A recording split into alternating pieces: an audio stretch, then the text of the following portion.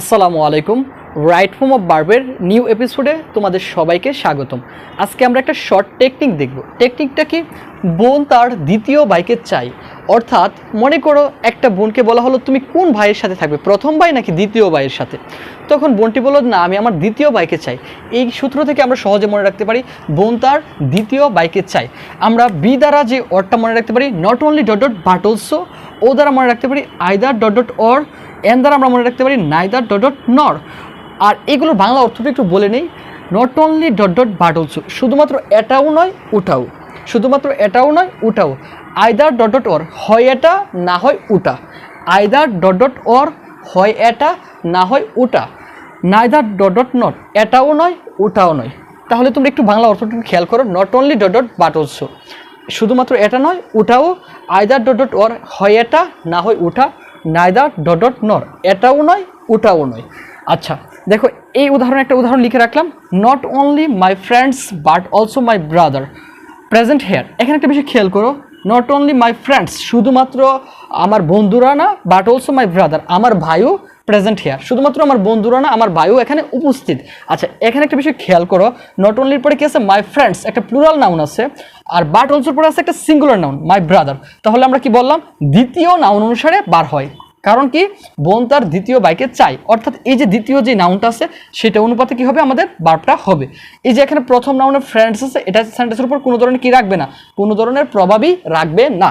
তাহলে আমাদের actual noun বা প্রকৃত নাউন গুণটা my brother. Not only my friends but also my brother present hair. এখানে কি করতে হবে? একটা এস যুক্ত করতে হবে। কেন এস যুক্ত করব? কারণ হচ্ছে my brother third person singular number, আর মাই ব্রাদারের সাথে কি হবে? ভার্বের সাথে এস বা ইয়া যুক্ত হবে। My brother presents here. আচ্ছা যদি এখানে একটু চেঞ্জ করে এভাবে দেওয়া হতো, not only my friends but also my brothers, শুধুমাত্র আমার বন্ধুরা নয় আমার ভাইয়েরাও এখানে উপস্থিত, তখন কিন্তু এখানে আর এসটা হতো না, তখন প্রেজেন্টই থাকতো। Not only my friends but also my brothers, কারণ ব্রাদার্সটা হচ্ছে একটা প্লুরাল নাউন, আর ভার্বটা কেমন হয়ে যেত?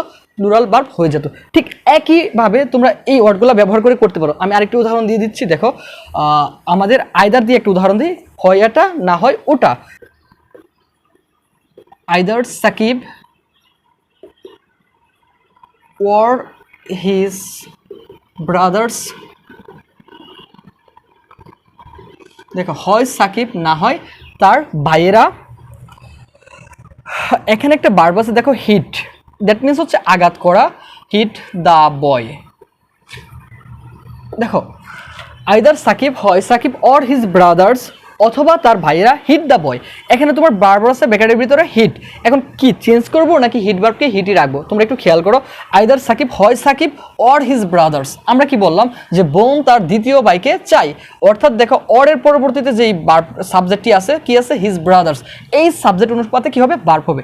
এই কারণে এই হিটকে হিটই রাখবো, আর কোনো ধরনের চেঞ্জ করার প্রয়োজন নেই। কারণ কি? হিজ ব্রাদার্স, তার ভাইরা, এটা কি প্লুরাল নাউন, আর প্লুরাল নাউন হলে কি হয় না? ভার্বের সাথে এস বা ইএস কোনো কিছু যুক্ত করতে হয় না। এই কারণে আমাদের অ্যান্সারটি হবে either Sakib or his brothers hit the boy. হিটই থাকবে, কোনো ধরনের পরিবর্তন করার প্রয়োজন নেই। কেন নেই? কারণ আমাদের সাবজেক্ট হচ্ছে প্লুরাল একটা সাবজেক্ট, আর প্লুরাল সাবজেক্ট হলে আমাদের ভার্বটি কেমন হবে? প্লুরাল ভার্ব হবে। আশা করি ক্লাসটি সবার ভালো লেগেছে। ভালো লাগলে আমাদের সাথে থাকো। ধন্যবাদ সবাইকে।